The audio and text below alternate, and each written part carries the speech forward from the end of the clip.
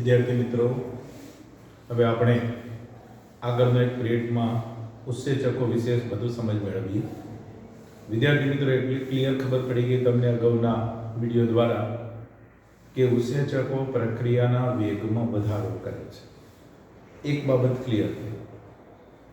બીજી બાબત ક્લિયર એ થઈ કે ઉત્સેચકો એ પ્રોટીનના બનેલા છે મોટા ભાગે, અને એમની સંરચના જોવા જઈએ તો તૃતીયક પ્રકારના પ્રોટીન જેવી વધારે અને ત્રિપરિમાણ સ્વરૂપે, એટલે ઉત્સેચકો ઉપર એક ચોક્કસ ખાંચ અથવા ગુહાઓ હોય છે એની ત્રિપરિમાણ સ્વરૂપમાં, અને એના જ લીધે એની સાથે પ્રક્રિયાથી વિદ્યાર્થી મિત્રો જોડાઈશું. આ સ્થાન અને ગુહા માટે આપણે ત્યાં વિદ્યાર્થી મિત્રો સક્રિય સ્થાન, એક્ટિવ સાઇટ, ક્રિયાશીલ સ્થાન એવું આપણે નામ પણ આગળ જોઈએ. તો હવે વિદ્યાર્થી મિત્રો આજે આપણે ઉત્સેચકની કાર્યપદ્ધતિ સમજીએ અને પછી ઉત્સેચક દ્વારા કેમ પ્રક્રિયાનો દર ઊંચો હોય છે એ મુદ્દો સમજીએ. તો વિદ્યાર્થી મિત્રો, ઉત્સેચકની કાર્યપદ્ધતિમાં પ્રથમ આપણે વિચારીએ કે ઉત્સેચક એટલે વિદ્યાર્થી મિત્રો એન્ઝાઇમ્સ, પ્રક્રિયાર્થી, પ્રક્રિયક, સબસ્ટન્સ, ફીડ, પ્રોડક્ટ, નિપજ. તો યાદ રાખજો વિદ્યાર્થી મિત્રો, એન્ઝાઇમ્સ એના માટે E, પ્રક્રિયક, પ્રક્રિયાર્થી માટે સબસ્ટન્સ S, અને P લખેલું છે એ પ્રોડક્ટ, નિપજ. તો વિદ્યાર્થી મિત્રો પ્રથમ આપણે વિચારીએ કે E એન્ઝાઇમ અને પ્રક્રિયાર્થી સાથેનું જોડાણ થશે. હવે કેવી રીતે થશે?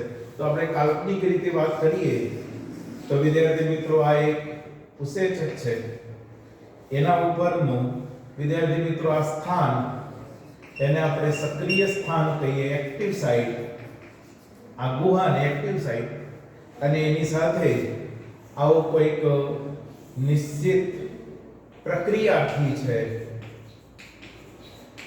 ચલો, પ્રક્રિયાર્થી વિદ્યાર્થી મિત્રો ત્યાં જોડાઈ જાય એટલા માટે વિદ્યાર્થી મિત્રો આપણે જે આમ બતાવી દઈએ અને એની સાથે આ રીતે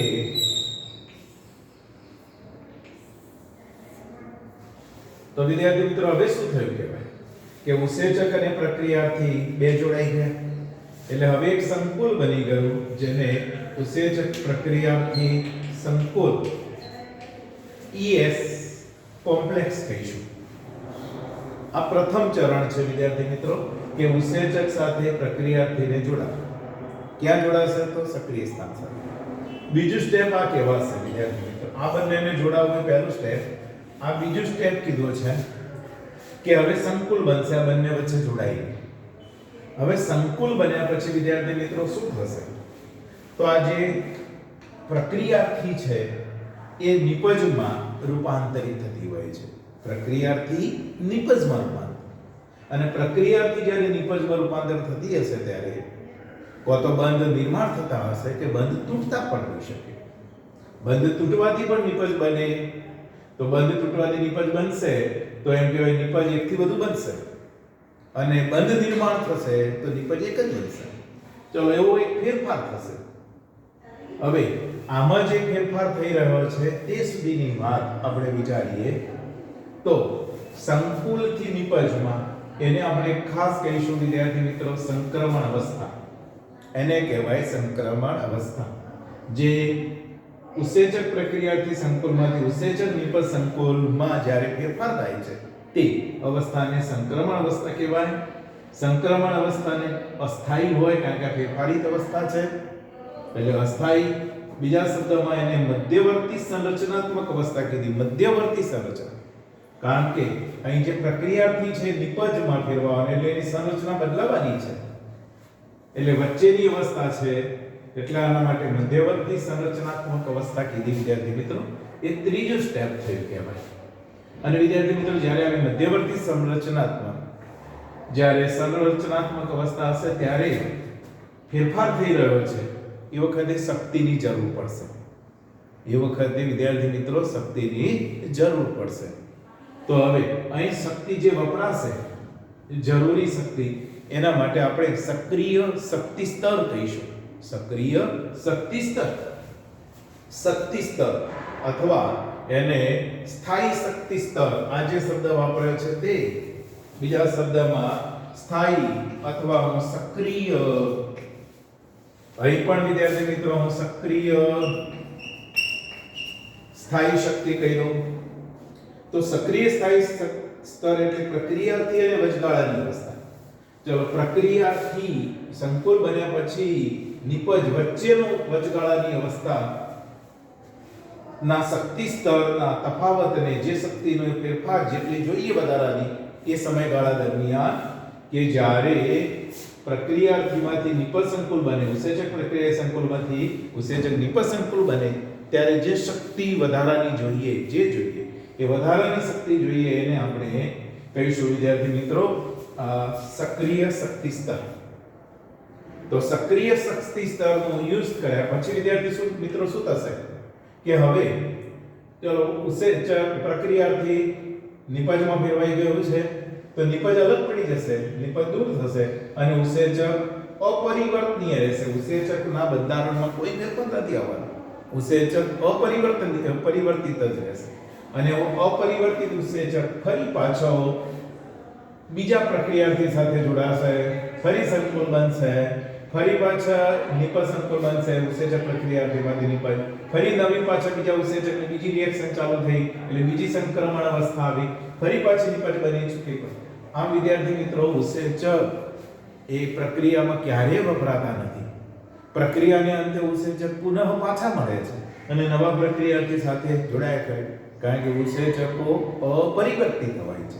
પરિવર્તન કોનું થવાનું છે? તો સબસ્ટન્સ પ્રક્રિયાર્થીનું નિપજમાં થવાનું છે વિદ્યાર્થી મિત્રો. તો અહીં આ ઉત્સેચક વિદ્યાર્થી મિત્રો એ ખાસ એન્ઝાઇમ અપરિવર્તનીય છે, એની સાથે નિશ્ચિત પ્રક્રિયાથી જોડાય, ઉત્સેચક પ્રક્રિયાથી સંકુલ બને, સંકુલમાં હવે ફેરફાર થશે, એ માટે જે શક્તિની જરૂર પડે તો એમ કહેવાય મધ્યવર્તી સંરચનાત્મક અવસ્થા અથવા સંક્રમણ અવસ્થા દરમિયાન જે શક્તિની જરૂર પડે છે, જે શક્તિમાં ફેરફાર થાય છે, એ તફાવતને આપણે સક્રિય શક્તિ સ્તર તરીકે બોલતા હોઈએ છીએ. આટલી બાબત મગજમાં એક ક્લિયર યાદ રાખવાનું અને ના પરિણામે હવે બન્યા પછી તરત જ ઉત્સેચક અલગ પડી જશે, નિપજ અલગ પડી જશે અને ઉત્સેચક પુનઃ બીજી પ્રક્રિયામાં ભાગ લે. વિદ્યાર્થી મિત્રો, આમ અહીં જે ઉત્સેચકની કાર્ય પદ્ધતિ ભણ્યા એને આપણે ઉત્સેચક પ્રક્રિયાથી સંકુલ નો સિદ્ધાંત તરીકે બોલવામાં આવે છે, કારણ કે પ્રથમ આ સંકુલ બને છે અને આ સિદ્ધાંત આપ્યો મિચેલિસ અને એ મેન્ટન નામના વૈજ્ઞાનિકોએ આ ઉત્સેચક પ્રક્રિયાથી સંકુલનો સિદ્ધાંત આપ્યો. ચલો, એ જ રીતે વિદ્યાર્થી મિત્રો આને આપણે એક સરળ ભાષામાં વિચારવા જઈએ તો ફિશર નામના વૈજ્ઞાનિકે તાળાપુંજી મોડેલ રજૂ કરેલું.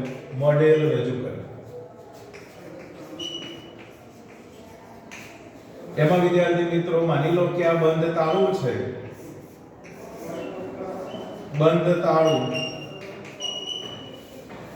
અને એને કહેવાશે આપણે વિદ્યાર્થી મિત્રો પ્રક્રિયાર્થી S.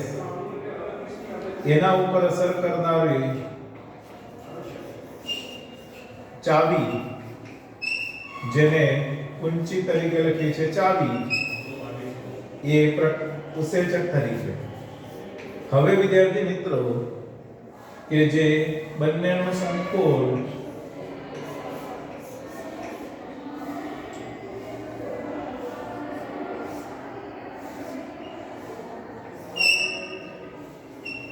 ચલો આને આપણે કહીશું તો તાળાકુંચી સંકુલ તરીકે બોલવામાં આવે છે, જેને આપણે ES કોમ્પ્લેક્સ બોલ્યા તે. હવે વિદ્યાર્થી મિત્રો એની અંદર પ્રક્રિયા શરૂ થઈ અને તાળું ખોલવાની પ્રક્રિયા, તો એ માટે જે જરૂરી શક્તિ હતી એને આપણે સક્રિય શક્તિ સ્તર કહીશું અને ચલો એમાં ફેરફાર થયા અને અંતે વિદ્યાર્થી મિત્રો આ રીતે તાળાનો નકોચો અલગ બતાવીએ, બોડી વાળો ભાગ અલગ બતાવીએ અને ફરી ચાવી વાળો ભાગ આ રીતે અલગ બતાવી દઈએ તો આ વિદ્યાર્થી મિત્રો શું બની ગઈ કહેવાશે નિપજ અને ફરી પાછો ઉસેચક. તો વિદ્યાર્થી મિત્રો આ રીતે ફિશર નામના વૈજ્ઞાનિકે તાળા કુંચી, તાળા અને ચાવી જેમ બંધ તાળું નિશ્ચિત બંધ તાળું કરવું હોય તો નિશ્ચિત ખાંચાવાળી ચાવીની જરૂર પડે, એમ નિશ્ચિત પ્રક્રિયાથી ઉપર પ્રક્રિયા કરાવવી હોય તો નિશ્ચિત ઉત્સેચકની જરૂર પડે અને બંને ટેમ્પરરી જોડાણ પછી વિદ્યાર્થી મિત્રો શક્તિ વપરાતી હોય છે જેને સક્રિય શક્તિ સ્તર તરીકે બોલ્યા અને એમાં ફેરફાર થઈ અને ઉત્સેચક નિપજ સંકુલ બને જે બહુ જ ક્ષણિક અને શક્તિ વડે અને છેલ્લે જ્યારે વિદ્યાર્થી મિત્રો પ્રક્રિયા નિપજ અને ઉત્સેચક આવે. વિદ્યાર્થી મિત્રો આ સંક્રમણ અવસ્થા દરમિયાન જે શક્તિની જરૂર છે એની વાત કરો તો જો ઉત્સેચક હોય હાજર ત્યારે બહુ જ ઓછો શક્તિ વચ્ચેનો શક્તિ સ્તરનો તફાવત જોવા મળે, બહુ જ ઓછો. ઉત્સેચકની સાથે ઉત્સેચક વડે ઉત્સેચકની હાજરીમાં તો ઉત્સેચકની હાજરીમાં બહુ જ ઓછો શક્તિ સ્તર એટલે પ્રક્રિયાર્થી છે થોડીક શક્તિ વાપરી સંકુલ વાપરી અને નિપજમાં એટલે કે સંક્રમણ અવસ્થા દરમિયાન બહુ જ ઓછી શક્તિ તફાવત જોવા મળે અને તરત જ હવે નિપજમાં પડે. પણ વિદ્યાર્થી મિત્રો આવું કોઈ ઉત્સેચક નથી અને પ્રક્રિયા કરાવી છે તો વિદ્યાર્થી મિત્રો વિચારો કે એને પ્રક્રિયાર્થીને નિપજમાં ફેરવવા માટે ઉત્સેચક વગર વધુ શક્તિની જરૂર પડે. આજે દાખલા તરીકે વિચારો કે પાણીની અંદર આપણે માલ્ટોઝ નામનો ડાયસેકેરાઇડ ઓગાળીએ, પાણીમાં માલ્ટોઝ નામનો ડાયસેકેરાઇડ ઓગાળીએ અને એમાં કંઈ જ નાખતા નથી એટલે કે ઉત્સેચક નથી નાખતા તો આપણે અમુક ટેમ્પરેચરે ગરમ કરવું પડશે. અમુક ટેમ્પરેચરે ગરમ કરશું એટલે શક્તિ સ્તર વધારે આપ્યો ત્યારે એ માલ્ટોઝનું જળ વિભાજન થશે અને ગ્લુકોઝમાં ફેરવાશે. પણ વિદ્યાર્થી મિત્રો પાણીમાં માલ્ટોઝ નાખ્યો છે અને એમાં ઉત્સેચક ઉમેરીએ છીએ આપણે માલ્ટોઝ ઉપર પાચન કરનાર તો વિદ્યાર્થી મિત્રો એક્સ્ટ્રા ટેમ્પરેચર આપવું જ નહીં પડે, નોર્મલ ટેમ્પરેચરે પ્રક્રિયા પૂરી થઈ એટલે શક્તિ સ્તર એમ કહેવાય બહુ જ ઓછો તફાવત વપરાયો કહેવાય ઉત્સેચક વગર. જેમ કેમિસ્ટ્રીમાં તમે ઉદ્દીપક વાપરો છો કે ઉદ્દીપક એ પ્રક્રિયાને ઝડપી બનાવી દે છે તો એવી રીતે સજીવ શરીરમાં થનારી ચયાપચયી ક્રિયાઓ જૈવ રાસાયણિક ક્રિયાઓ ને ઝડપી બનાવવા માટે ઉત્સેચકો એક જૈવિક ઉદ્દીપકો તરીકે આ રીતે કાર્ય કરે છે. હવે વિદ્યાર્થી મિત્રો પ્રક્રિયાના ઊંચા દરની થોડીક વાત કરીએ કે ઉત્સેચક દ્વારા ઊંચો પ્રક્રિયા દર થોડીક તમે વાત સમજી લીધી વિદ્યાર્થી મિત્રો તો હવે એ મુદ્દા તરફ જોઈએ વિદ્યાર્થી મિત્રો. તો સામાન્ય રીતે વિદ્યાર્થી મિત્રો આ પ્રક્રિયાર્થી છે. હવે પ્રક્રિયાર્થીનો એક લેવલ બતાવ્યો છે. હવે જ્યારે શક્તિ આપો છો એટલે અમુક શક્તિનો એટલે y એક્સિસ ઉપર શક્તિ બતાવી છે, સ્થાયી શક્તિ અને કે જરૂરી શક્તિ, સક્રિય શક્તિ સ્તર. આ શક્તિ સ્તરનો જે તફાવત કહેવાશે વિદ્યાર્થીઓ અને x એક્સિસ ઉપર જે સંક્રમણ અવસ્થામાં અને કે સંકુલમાંથી ES સંકુલમાંથી EP સંકુલ જ્યારે ફેરફાર થાય ત્યારે એટલે વિદ્યાર્થી મિત્રો એટલું યાદ રાખજો કે અહીં ES સંકુલ હશે અને જ્યારે અહીં આવી જશે ત્યારે EP સંકુલ બની જશે અને નિપજ છૂટી પડી જશે. અહીં સંકુલ બનવાની પ્રક્રિયા થઈ, શક્તિની જરૂરિયાત ને વગેરે. તો આ વિદ્યાર્થી મિત્રો સંક્રમણ અવસ્થા થઈ ગણાય. આ સંક્રમણ અવસ્થા દરમિયાન કેટલી શક્તિ વપરાય છે એનો એક આલેખ બતાવો. હવે વિદ્યાર્થી મિત્રો એટલી ક્લિયર આના ઉપરથી બે ત્રણ નીટમાં પણ MCQ પૂછાઈ ગયા કે જ્યારે ઉત્સેચક વગર વધુ શક્તિ સ્તરની જરૂર પડે અને ઉત્સેચક હાજર હોય તો એમ કે બહુ જ ઓછી શક્તિનો વપરાશ થતો હોય એટલા જ માટે પ્રક્રિયાનો વેગ અનેક ગણો પણ જોવા મળે. હવે આ જે સંક્રમણ અવસ્થા કીધી આપણે વિદ્યાર્થી મિત્રો એ સંક્રમણ અવસ્થા ને આપણે બે રીતે જોઈશું અથવા પ્રક્રિયાના દરની આ પ્રક્રિયા જે ઉત્સેચક દ્વારા ઊંચો પ્રક્રિયા દર ને આધારે બે પ્રકારની પ્રક્રિયાઓ બોલવામાં આવે છે. અને બે પ્રકારની જે પ્રક્રિયાઓ છે એમાં એક બાહ્ય ઉષ્મીય અને સેકન્ડ અંતઃ ઉષ્મીય. બાહ્ય ઉષ્મીય પ્રક્રિયા વિદ્યાર્થી મિત્રો આપણે વિચારતા હોઈએ, બાહ્ય ઉષ્મીય પ્રક્રિયા તો એમાં પ્રક્રિયાર્થી અને નિપજ વચ્ચેનો ડિફરન્સ વિચારીએ તો નિપજનો શક્તિ સ્તર નીચો અને પ્રક્રિયાર્થી નો શક્તિ સ્તર ઊંચો. પરિણામે બાહ્ય ઉષ્મીય પ્રક્રિયાને અંતે ઉષ્મા यानी કે શક્તિ, ઉષ્માની ઊર્જા, શક્તિ મુક્ત થાય. તો જ્યારે બાહ્ય ઉષ્મીય પ્રક્રિયા હોય એટલે યાદ રાખજો વિદ્યાર્થી મિત્રો કે એ પ્રક્રિયાને અંતે શક્તિ મુક્ત થાય. કેમ શક્તિ મુક્ત થાય? પ્રક્રિયાર્થી અને નિપજ. પ્રક્રિયાર્થીનો વિદ્યાર્થી મિત્રો શક્તિ સ્તર ઊંચો છે અને સાપેક્ષમાં નિપજનો શક્તિ સ્તર નીચો છે. મતલબ પ્રક્રિયાર્થીમાંથી નિપજ બને છે એટલે બંધ તૂટે છે અને બંધ તૂટવાથી વિદ્યાર્થી મિત્રો શક્તિ મુક્ત થશે. પ્રક્રિયાર્થી વધુ શક્તિ સ્તર મહાઅણુ છે, એના સાપેક્ષમાં નિપજ એ નાના અણુઓ છે, માટે આવો એક ફેરફાર જોવા મળશે વિદ્યાર્થી મિત્રો. હવે વિદ્યાર્થી મિત્રો આપણે બીજી પ્રક્રિયાની મેં વાત કરી અંતઃ ઉષ્મીય. તો અંતઃ ઉષ્મીય જે હશે એ અંતઃ ઉષ્મીયમાં વિદ્યાર્થી મિત્રો પ્રક્રિયાર્થીનો શક્તિ સ્તર નીચો અને નિપજનો શક્તિ સ્તર ઊંચો. પરિણામ સ્વરૂપે વિદ્યાર્થી મિત્રો નાના અણુ ભેગા થઈને મોટો અણુ બને, એટલે કે બંધોનું નિર્માણ થાય અને શક્તિનો સંગ્રહ થાય. એટલે શક્તિ મુક્ત ન થાય પણ વિદ્યાર્થી મિત્રો શક્તિ વપરાય અથવા શક્તિનો શું થશે? સંચય થાય. તો આવી પ્રક્રિયાને વિદ્યાર્થી મિત્રો અંતઃ ઉષ્મીય કીધી. અને આ અંતઃ ઉષ્મીય માટે બીજું નામ છે વિદ્યાર્થી મિત્રો સ્વયં પ્રતિવર્તી પ્રક્રિયા. સ્વયં પ્રતિવર્તી પ્રક્રિયા તરીકે પણ એને બોલવામાં આવે છે કે એ વખતે શક્તિ વપરાય છે અને શક્તિ મળે છે અને આ ક્રિયા થાય છે એટલે સ્વયં પ્રતિવર્તી પ્રક્રિયા. સજીવ શરીરમાં બંને પ્રકારની પ્રક્રિયાઓ થાય, અંતઃ ઉષ્મીય અને બાહ્ય ઉષ્મીય બંને પ્રકારની પ્રક્રિયાઓ આપણા શરીરમાં થતી હોય. પણ જ્યારે એટલું વિચારાય કે બંધ નિર્માણ ઘટનાઓ થતી હોય, ઘટના, ત્યારે અંતઃ ઉષ્મીય પ્રક્રિયા કહેવાશે, કારણ કે બંધ બનવા માટે શક્તિ વપરાશે. અને બંધ ક્યારે બને? તો પ્રક્રિયાર્થીમાં શક્તિ સ્તર નીચો હોય અને નિપજમાં ઊંચો હોય. અને વિદ્યાર્થી મિત્રો બંધ તૂટવાની પણ ઘટનાઓ થતી હોય છે. ની ઘટનાઓ જ્યારે થતી હોય ત્યારે વિદ્યાર્થી મિત્રો પ્રક્રિયાર્થીનો શક્તિ સ્તર ઊંચો અને નિપજનો શક્તિ સ્તર નીચો હોય, એટલે કે બંધ તૂટે, શક્તિ મુક્ત થાય. આ બાહ્ય ઉષ્મીય પ્રક્રિયા થઈ ગઈ વિદ્યાર્થી મિત્રો. પુનઃ બાહ્ય ઉષ્મીય. તો જો આ રીતે બે પ્રકારની જે શક્તિ સ્તરના યુઝને આધારે ઉત્સેચકીય જે પ્રક્રિયાઓ છે એને આપણે બાહ્ય ઉષ્મીય અને અંતઃ ઉષ્મીય તરીકે બોલીશું. તો ચલો આ રીતે વિદ્યાર્થી મિત્રો ઉત્સેચક દ્વારા કઈ રીતે પ્રક્રિયા થાય છે એની એક કાર્ય પદ્ધતિ, ક્રિયાવિધિની વાત આપી.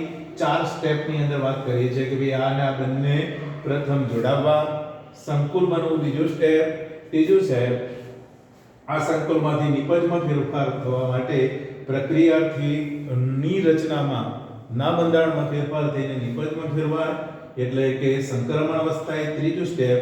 અને છેલ્લે ચોથા સ્ટેપમાં નિપજ છૂટી પડી જવી, ઉત્સેચકો છૂટા પડી જવા. અને આ સંક્રમણ અવસ્થા દરમિયાન જે શક્તિ ઉત્સેચકની હાજરી હોય તો બહુ જ ઓછા શક્તિ સ્તરની જરૂર પડે અને ઉત્સેચકની ગેરહાજરી હોય તો વધારે. અને બંનેમાં જો પ્રક્રિયાર્થીમાંથી નિપજમાં જ ફેરફાર થવાની વાત છે.